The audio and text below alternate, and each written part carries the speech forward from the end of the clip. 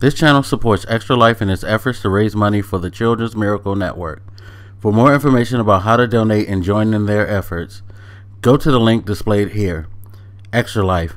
Play games, heal kids. What up, everybody? This is your boy Black Magus, and this is the Fantasy Football... Whoa, wow. My addiction this morning. Apologies. Fantasy Football Report for Week 5. As you can see, I'm not doing the green screen and all of that today. Actually had to take it down to do some cleaning and whatnot, and haven't put it back up, but it will be back next week. So we're gonna do this old school pre-green screen days. So the curse continues, I guess. I have lost my third straight game, and I am now 2-3, which really sucks. Performances were not great. They were not great at all. Looking at my team, Aaron Rodgers underperformed a bit. He had like 15.5 points, but that's not Aaron Rodgers. He's usually good for 20 to 30. Arian Foster showed up a bit, shaking off some of the cobwebs from the injury, which bodes well for me, but the Redskins just kill me. One, I couldn't use Jordan Reed because he's hurt. Alfred Morris is not getting the ball anymore. All of a sudden, Jay Gruden forgot that one dominating win, well, kind of dominating win, because of course they let the Rams back in. But that one win where you jumped out really solidly in front,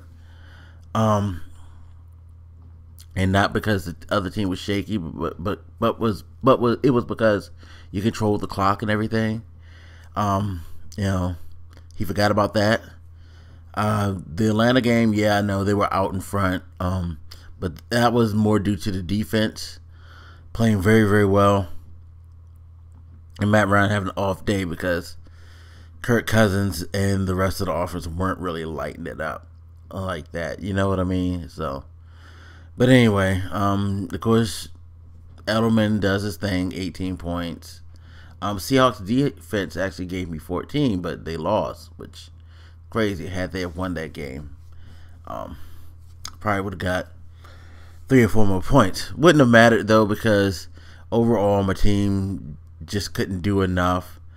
Oddly enough, best player on my team was on the bench, which was Joe Flacco, and they lost too. Kind of feel for Joe Flacco because he's been having a pretty decent season so far, but that team is just, oh my god, losing these shootouts. It's crazy. It was like, yeah, beyond him, I didn't really have much. Like, I could have put in Matt Jones, but it wouldn't have mattered. I would have lost. He had 9.7 points, but he didn't really do much either. The only reason he had that many was because of that last touchdown. I still would have lost my game. It would have been closer, I guess. I mean, I guess if I would have had him and Joe Flacco, I could have won. But again, Aaron Rodgers, Joe Flacco, who do you expect to do better?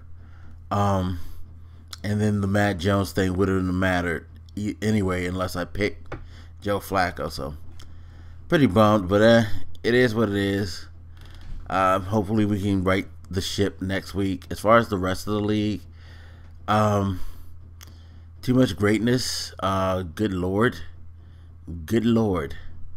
that score, that's a pretty healthy score right there. They had like a lot of good performances.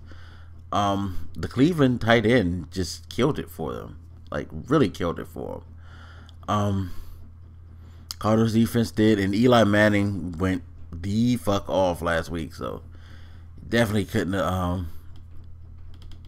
done anything about that. Plus, his opponent Kelly Jerome had Andrew Luck still in, and his other quarterback Cam Newton, he was on the bye. He kind of got screwed. The luck of the draw screwed him. I feel bad for that.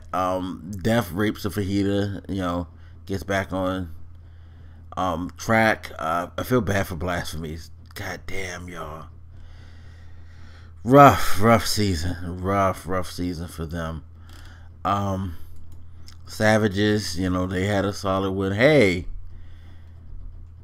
Devontae Freeman, good on you. Shit, that shit's gonna fucking plague me for the rest of my life. Good lord. And then Ill Wills came through with the victory over Hude. Who was the top? I mean, it's funny that they won because look at like and again looking at like the stat lines for both teams. Good lord, like I guess if Hude would have started Jay Cutler, but again, you against the Redskins, did you really expect Mike Ryan to have that bad game? I didn't. And then Matt Stafford for Ill Wills almost buried him, but Le'Veon Bell, good lord. Again, and then who thought Eifert was going to have a great game? See, this is the thing about fantasy football. Every time you feel like a star player is your best bet, or someone who's had a reputation for being consistent is your best bet, they end up faltering, and someone who you don't even think about all of a sudden pops up, like Eifert. Nobody thought that he would have that domineering of a game against the Seattle Seahawks, but 90 yards, 2 touchdowns. Fantasy football is weird. It's very weird, very weird. That's why I enjoy it so much, because you just don't know. It's like the one week where you think everything's gonna be like really, really, like go really, really well. You've got everything lined up perfectly. That's when it just all falls apart. It's crazy. It's crazy. But really quick, let's go to the league's records right now to show everybody's standing. Savages and Death Race of Fajita, they're both tied in first place for the Alpha Division. After that, it's pretty much no one who can catch them. Next best teams are 2 and 3. Famous Stars is still undefeated. They're rolling on, and they pretty much got that division locked because everybody else is 2 and 3.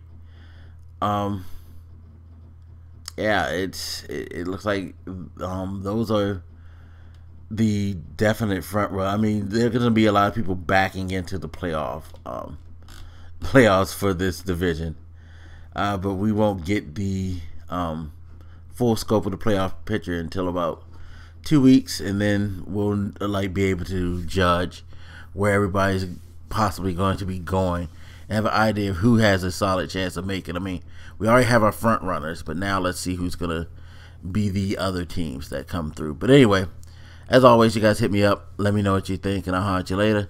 This your boy Black Magus, and I'm out. Deuces.